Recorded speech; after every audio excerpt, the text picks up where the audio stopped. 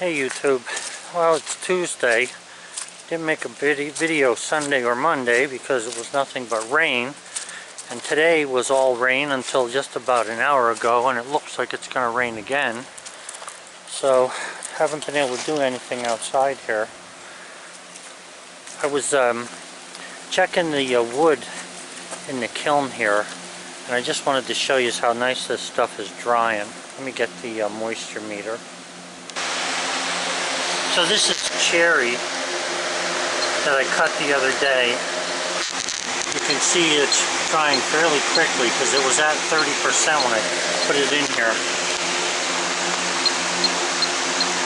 These 1x4 are down to 16%.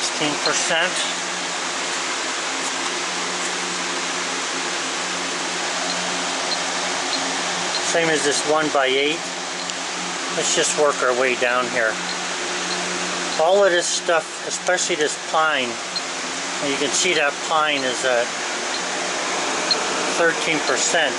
This pine and cherry here was all in the 30s when I put it in here.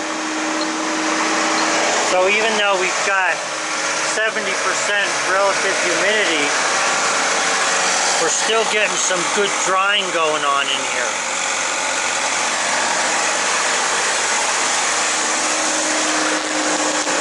Now this one by here just came off of some white pine. The last board I cut was white pine. You can see there's still 22% in that. 21%.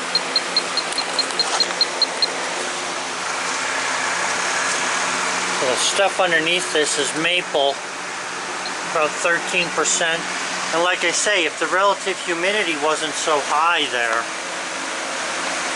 this stuff has been in here for about a month. The stuff on this side, let me back up a little. This maple that you're looking at's been in there for about a month, okay? This cherry and pine that's stacked up here has been in here for about 2 weeks. And this is already down, like I showed you there. Well, it's a piece of pine here. 14%, 15%. The cherry, 15, 16%. But this pine that was put in there after I cut all that cherry, you can see it there, 23, 24%. So it's been drying, you know, the wood's drying good. And it's not, the one nice thing about it being a little slow at drying is that the chances of anything splitting are a lot less than if you just had, you know, direct sun in here and no kind of moisture at all. Because I can't see any boards on the edges here that are split. They're all looking good, even that last stuff that I put in.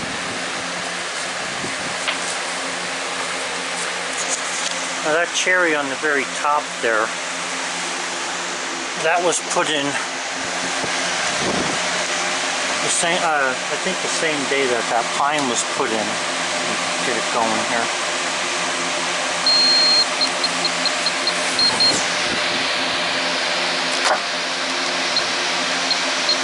So we got 19% there.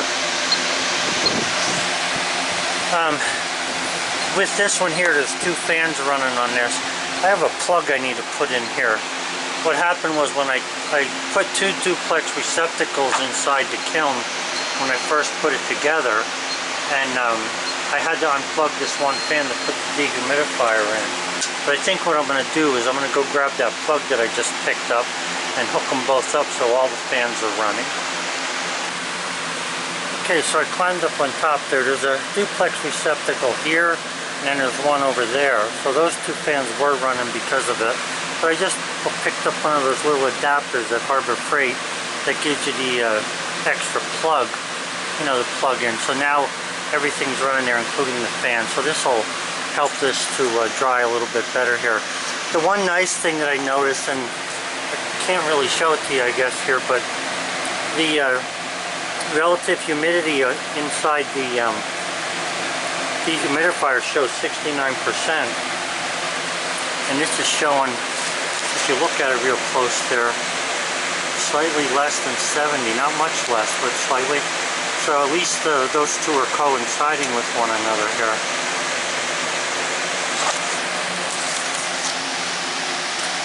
Alright, so we're doing good with this. So,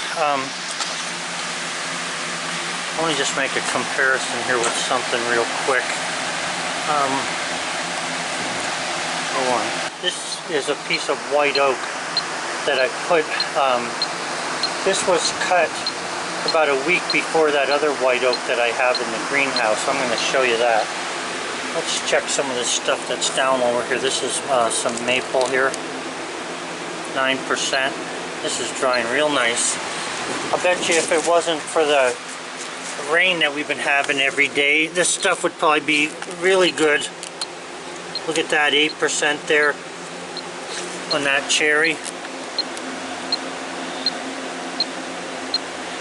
11%, that's maple. So it's coming pretty nice. Probably another month and this stuff will be low enough that I might even be able to start using some of it. Of course, I'm not really ready to make furniture yet. Soon. I'm going to take you over to the greenhouse and we're going to look at what that white oak has done in this past week. So this is a white oak. The other day when I cut this, especially this piece that has the three big branches in it, this stuff was in the 30s. So let me get this thing on. It looks like the battery's getting low on it.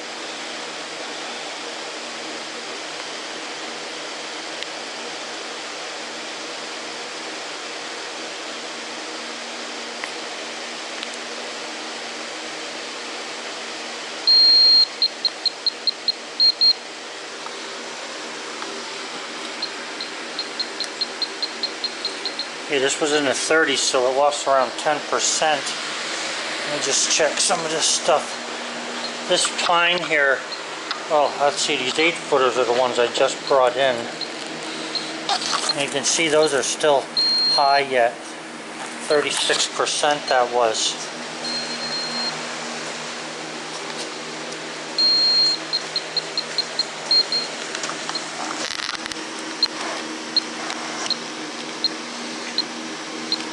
See, there's a big difference between this stuff here, where there's actually not a lot of heat in here, compared to the kiln. The drying kiln does better than the greenhouse, but the lumber, the framing lumber, you know, it takes a while to get it down to where it ought to be, but it's not bad. It gets nice anyway. I don't have any cracks or anything in it. And that's just from I think Saturday, I believe I cut that. Now this has been in here for about a month or so. So 17%. 19 is where you want framing lumber. Let's check this one.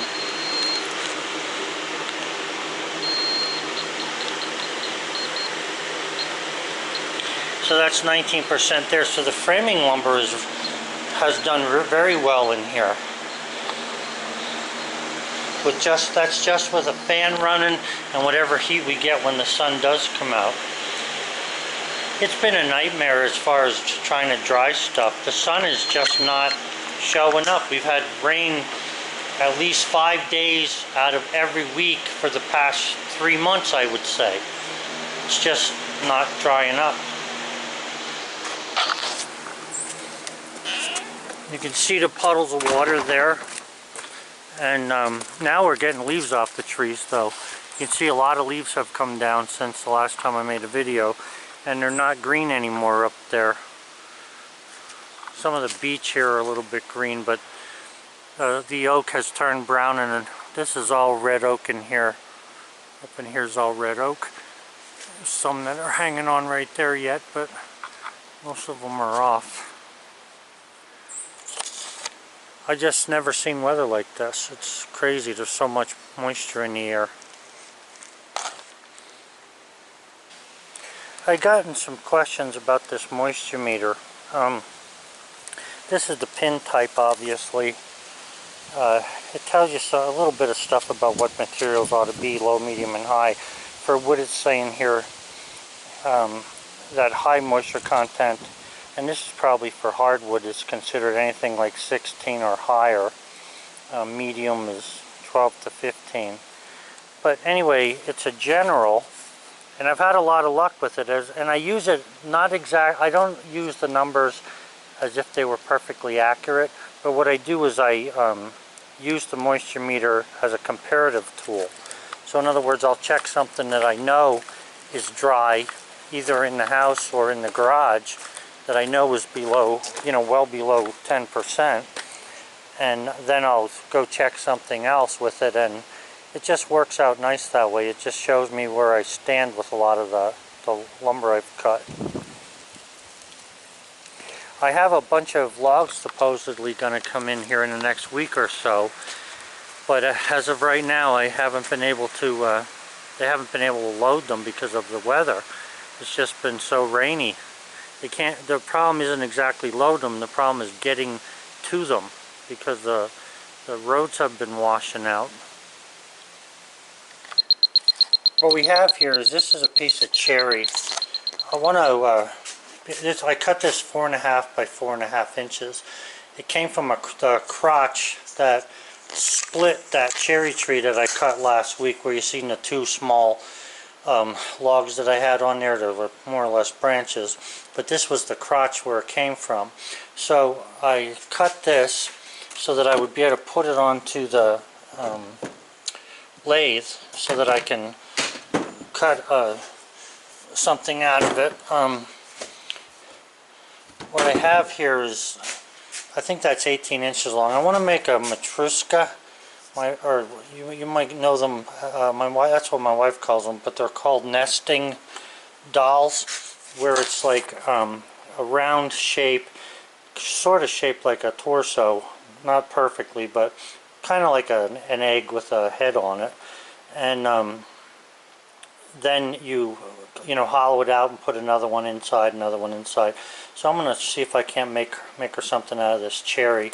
I don't want it to dry too fast though, because it'll split in here. It's kind of warm in the garage.